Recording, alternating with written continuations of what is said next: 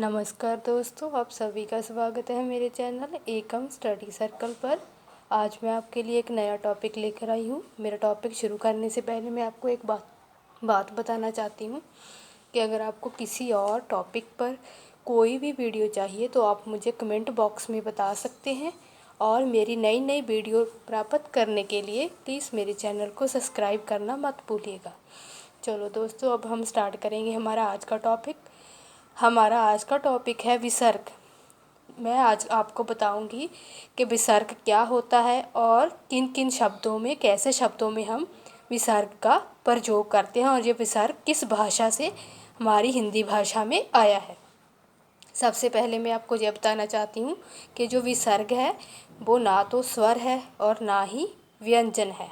ठीक है दोस्तों, वो एक अयोग वाह की गिनती में आता है, मतलब उसको अयोग भाव बोलते हैं। वैसे हिंदी में अयोग भाव शब्द सिर्फ दो ही हैं। एक तो बिंदु वाला जिसको हम अनुस्वार बोलते हैं, ऊपर बिंदी लगाते हैं, और दूसरा हमारा जो अह वाला जे विसर्ग।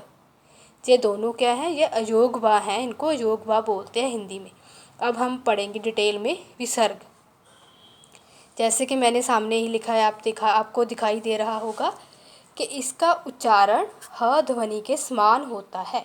मतलब क्या है कि हिंदी में जो विसर्ग का चिन्ह है, जो विसर्ग की मात्रा है, उसका उच्चारण कैसे होता है, ह ध्वनि के समान होता है। जैसे कि हम कोई भी शब्द पढ़ते हैं, जैसे कि नमः, प्रातः, उसमें ह शब्द की जो आवाज़ आती है उसको विसर्ग बोलते हैं। जैसे कि इसको अह रूप में लिखा जाता है, वैसे वर्णमाला में हम इसके अह रूप में लिखते हैं। जब हम इनको शब्दों में लगाते हैं तो सिर्फ हम दो बिंदुओं का ही प्रयोग करते हैं। आगे दोस्तों क्या है कि जो शब्द संस्कृत से हिंदी में यों के त्यों स्वीकार किए गए हैं उनमें इस चिन्ह का प्रयोग किया जाता है। समझे दोस्तों, क्या है कि जो शब्द हमने संस्कृत उसी प्रकार से अपनी हिंदी भाषा में प्रयोग करने शुरू कर दिए हैं, उन सभी चिन्हों में क्या होता है, हमारा विसर्ग चिन्ह लगा होता है। आगे क्या है कि विसर्ग चिन्ह पर शिरोरेखा नहीं लगाई जाती। मतलब क्या है कि विसर्ग को जब हम लिखते हैं तो उसके ऊपर जो लाइन हम शिरोरेखा लगाते हैं वो नहीं लगाई जाती, उसके बिना ही इसको लिखा जाता है। पहले पूरा वर्ण लिखा जाता है, उसके बाद इसको लगा दिया जाता है, दो बिंदु लगा दिए जाते हैं। जैसे कि आगे पढ़ते हैं दोस्तों हम कि विसर्ग को जिस भी वर्ण के साथ लगाया जाता है वह उसी के साथ ह की आवाज़ निकालता है। मतलब हम किसी भी वर्ण में अगर हम विसर्ग के दो बिंदुओं को लगाते हैं तो उसमें से ह की आवाज़ आने लगती है। जैसे कि मैं आपको बता रही हूँ, जैसे कि म के साथ हमने लगाया क्या, मह, न के साथ लगाया नह, त के साथ लगाया तह। वैसे ही हम कुछ शब्द पढ़ेंगे जो हमने संस्कृत से सीधे ही हिंदी में प्रयोग करने शुरू कर दिए। जैसे कि प्रातः, इसमें ह की आवाज़ आ रही है विसर्ग की। नमः, पुनः, शनः शनः और स्वतः। इन शब्दों का मीनिंग मैं आपको हिंदी में एक बार बता देती हूँ। प्रातः का आप तो पता ही होगा सभी को, सुबह। नमः का मतलब होता है नमस्कार। पुनः का मतलब होता है फिर दोबारा से, फिर दोबारा, ठीक है। और शनः शनः का मतलब होता है धीरे धीरे। स्वतः का मतलब होता है अपने आप।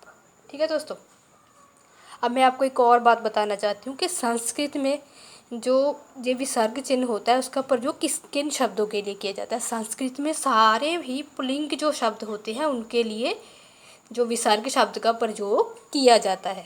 जैसे कि मैं आपको एक उदाहरण के द्वारा समझाती हूँ। मैं आपको एक उदाहरण बताती हूँ, जैसे उसका हिंदी रूप और संस्कृत रूप आप समझ जाएंगे कि किस प्रकार संस्कृत में हम विसर्ग का प्रयोग करते हैं। जैसे कि हिंदी के रूप की हमारी उदाहरण है, राम एक बालक है। बालक शब्द जहाँ पर क्या है दोस्तों, जो पुल्लिंग शब्द है ना, कि राम एक बालक है, एक लड़के का बोध हो रहा है। वही उसी शब्द को हम कैसे लिखेंगे संस्कृत में, देखो, रामः एकः बालकः अस्ति।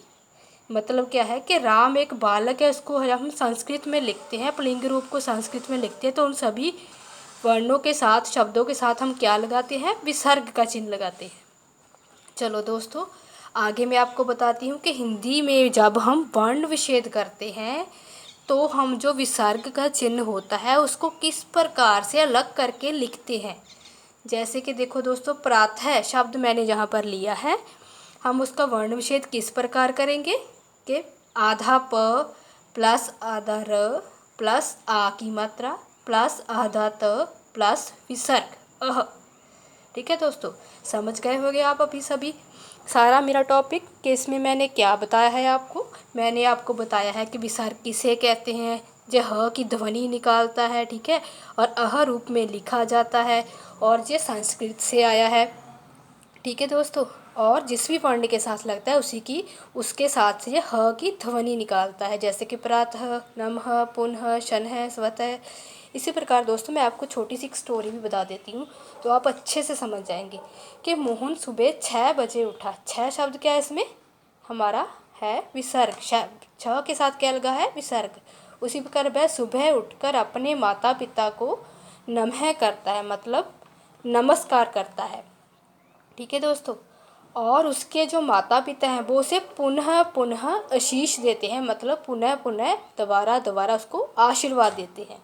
ठीक है दोस्तों, वह अपने साइकिल पर स्वतः स्कूल जाता है, मतलब अपने आप अपने साइकिल पर स्कूल जाता है। और आगे क्या है कि वो अपना स्कूल का काम छन है, मतलब धीरे धीरे आराम से करता है। देखो दोस्तों, हमने कुछ ही शब्द हैं जो हम अपने हिंदी भाषा में संस्कृत से हमने ग्रहण किए, उनको हम प्रयोग करते हैं। वैसे हिंदी भाषा में संस्कृत के ये विसर्ग चिन्ह का बहुत ही कम प्रयोग किया जाता है। मैं उम्मीद करती हूँ दोस्तों कि आपको ये वीडियो बहुत अच्छी लगी होगी। अगर मेरी वीडियो अच्छी लगी है तो मेरी इस वीडियो को शेयर करना मत भूलना। धन्यवाद दोस्तों।